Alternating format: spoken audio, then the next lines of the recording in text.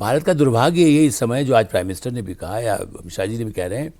कि भाई आप बताइए, भारत को बदनाम करें, चुनाव आयोग भी खराब, ये कोर्ट भी गड़बड़, अमित केजरीवाल टाइप, क्योंकि भाई जज भी गड़बड़ है, आप किसी भी सिस्टम को स्वीकार, संसद को नहीं मान रहे, संसद ने पास कर दिया, नहीं आपने मर्जी से, आपका बहुमत है तो पास कर लिया है, तो आप क्या है भारत में, आप क्या चाहते हैं? चीफ जस्टिस की भी नहीं मानना है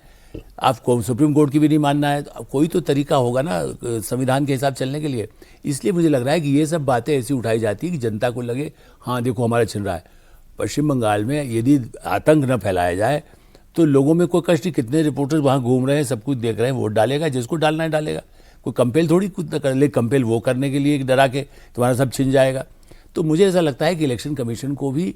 अब ये हो सकता, भाई अब उसमें भी तो अफसर होते हैं जो किसी स्टेट से आए, उनके समय में आए, हम इस पर कई चर्चा कर चुके, तो खाली इलेक्शन कमीशन नहीं, परिसीमन में भी कोई बहुत बड़ा गड़बड़ नहीं हो सकता है।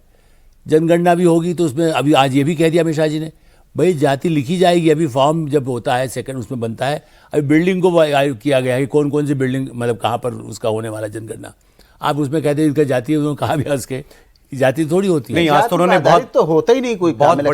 बड़ी कमिटमेंट दोहराई है गृह मंत्री ने। उन्होंने कहा कि जाति जनगणना होगी, ये निर्णय हो चुका है और इसी बार होगी, उन्होंने बड़ा साफ साफ कहा। तो जो लोग ये कह रहे हैं कि उससे बचने के लिए पहले महिला आरक्षण करा रहे हैं, नहीं बिल्कुल, वो तो क्योंकि दो भाग में होता ही है जनगणना, हम सभी जानते हैं कि पहले भाग में आप सिर्फ घरों को चिन्हित करके उसकी काउंटिंग करते हैं और नेक्स्ट भाग में आप डिटेल में जाते हैं। हर जगह का जैसे उन्होंने बताया भी घर का आप थोड़े कास्ट होता है तो घर की अभी काउंटिंग हो रही है। सेकंड पार्ट में जैसे इंडिविजुअल पे आप आएंगे तो उसमें कास्ट जाएगा, वो कोई मसला नहीं है। असली मसला है अपोजिशन का, दो चीज़ें सौरभ। पहली बात तो ये कि क्योंकि तमिलनाडु,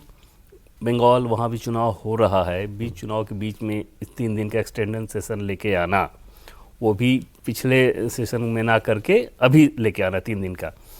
वो नैरेटिव, वो अपोजिशन उसकी चिंता है कि इसका पॉलिटिकल फ़ायदा सत्ता पक्ष को ना मिल जाए, सिर्फ वुमेन रिजर्वेशन के हिसाब से अगर बात करें तो। अन्यथा वो लोग तो प्रिंसिपल एग्री थे, 2023 में ऑलरेडी उन्होंने मंजूरी दे दी थी। दूसरी जो बड़ी चिंता और बड़ी समस्या अपोजिशन की है, जिसके चलते राहुल गांधी ने कल जो वर्ड यूज़ किया गैरीमैंडर,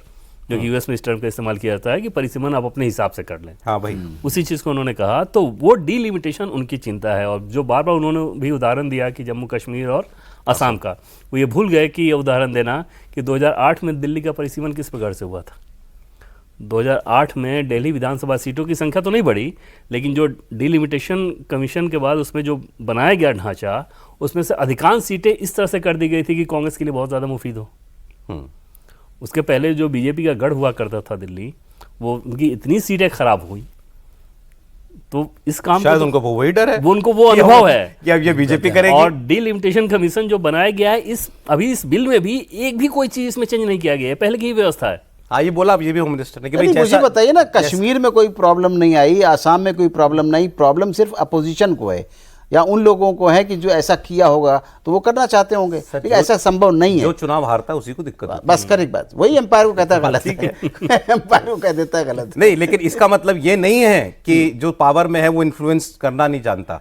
नहीं इन्फ्लुएंस करना तो जानता है। लेकिन आप देखिए ना, मैं पहले ही कह चुका हूं कि इस कमीशन का चेयरमैन जो है रिटायर्ड सुप्रीम कोर्ट का जज है और हर जगह सुनता है एक एक बात। क्यों आप मुझे हर एक की बात सुनता है, करने वाली बात ज्यादा हाथ हो जाती है जहां मुझे ले जा रहे हैं। लेकिन ये होता है ना कि जैसे इस तरह की चीजें थोड़ी बहुत मामूली फेरबदल होंगी, एकदम आप एब्सोल्यूट नहीं कर सकते, लेकिन अगर जनमानस किसी तरफ है तो ये सारी चीजें एकदम सतही होती हैं कि डिलिमिटेशन से कुछ आपने सीट कुछ क्या आप कहना चाहते हैं? मतलब कि हमको पता है कि ये वोटर जो मेरा आज है ये हमेशा मेरा ही वोटर रहेगा,